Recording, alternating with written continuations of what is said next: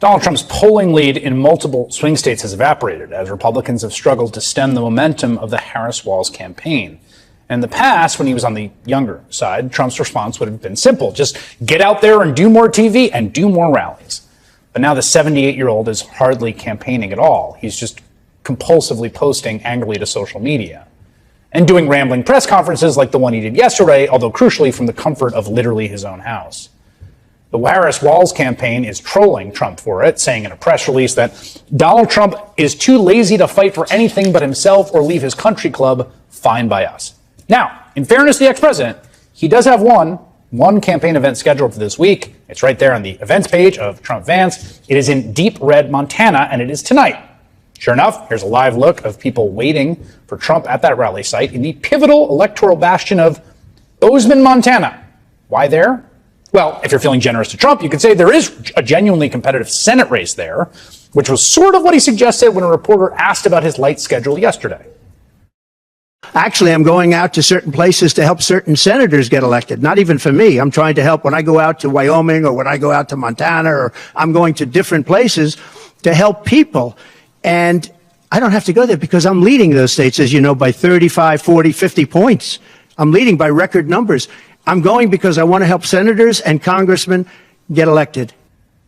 Now, among other things, is there a competitive Senate race in Wyoming that I missed? Anyway, so the idea, if you believe Trump there, is that he's just that kind of guy. Like, he doesn't even want to do it. It's kind of a pain, but he's just doing it the kindness of his own heart. Except, you won't be surprised to learn, that's not really the story here. There's another reason that has to do primarily with a guy who is not from Montana and has nothing to do with Montana. And it's this guy.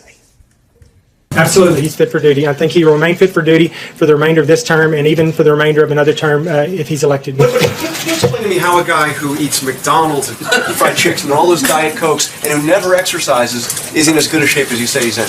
It's called genetics. I don't know. It's some people have just great genes. I told the president that if he had a healthier diet over the last 20 years, he might live to be 200 years old. I don't know, but I would say the answer to your question is he has incredibly good genes, and it's just the way God made him. That was Ronnie Jackson, the Navy doctor acting as Trump's presidential physician back in 2018, when Trump was being incredibly cagey amid questions about his medical and cognitive fitness. Jackson has now become a far-right conspiracy-spewing MAGA congressman in Texas, but that wasn't always going to be his next job after the Navy. You see, back in 2018, Trump wanted to reward Jackson for raving about his virility and health to the public. And that reward was to nominate Jackson to be Secretary of Veteran Affairs, running the $300 billion federal agency that provides crucial care and benefits to the nation's military vets. It was a surprise announcement, and it quickly blew up in Trump's face. After dozens of former colleagues came forward to allege that Jackson had misused prescription drugs, created a hostile work environment, and been drunk on the job. Those allegations were collected and investigated by the Senate Veterans Affairs Committee and its top Democrat, Senator Jon Tester of Montana. I understand he had a nickname in the White House among some of the White House staff. And it was the Candyman because he handed out prescription drugs like they were candy. The White House doctor, his nickname among some people in the White House was the Candyman. That's correct. That's correct. That's what we were told. Tester was reticent to discuss the allegations, but they were so serious, he said, that they could not be ignored. I think what we've seen is a pattern of problems that people deserve to know. I know a lot of folks have said, mainly from the White House, is we shouldn't be doing this. Look, it would be senatorial malpractice for us not to follow up on this issue and find out what kind of a person Ronnie Jackson is. And Chuck, I've never done this before. I don't know. I just want to get the best person to run the VA as possible because our veterans deserve that. And these aren't my accusations. These are accusations by active and retired military personnel that have come to us. We're just trying to follow up to make sure what's true and what's not. To be clear, Senator Tester was not out there on his own. In fact, he was supported by the Republican ranking member of the Senate Veterans Affairs Committee at the time, the chair, Georgia Senator Johnny Isakson, because they all knew the allegations against Jackson were numerous and serious. And eventually the military would agree. The Pentagon released an investigation that concluded Jackson disparaged, belittled, bullied, and humiliated his subordinates, that he engaged in inappropriate conduct involving the use of alcohol, that he took Ambien while he was on duty. Offenses bad enough the Navy demoted him in rank to captain after he had retired. By then, Jackson had withdrawn from consideration as VA secretary and launched a successful campaign for Congress as a kind of Trump acolyte. Trump did not forget. He was so incensed that he couldn't just install one of his biggest cheerleaders as the head of the VA. He swore a vendetta against Senator Jon Tester, who was up for re-election that year.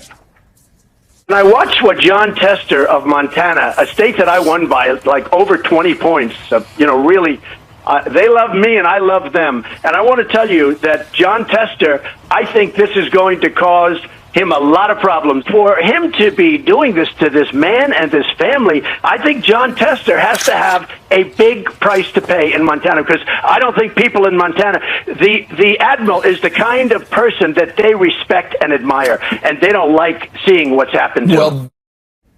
The captain, in point of fact.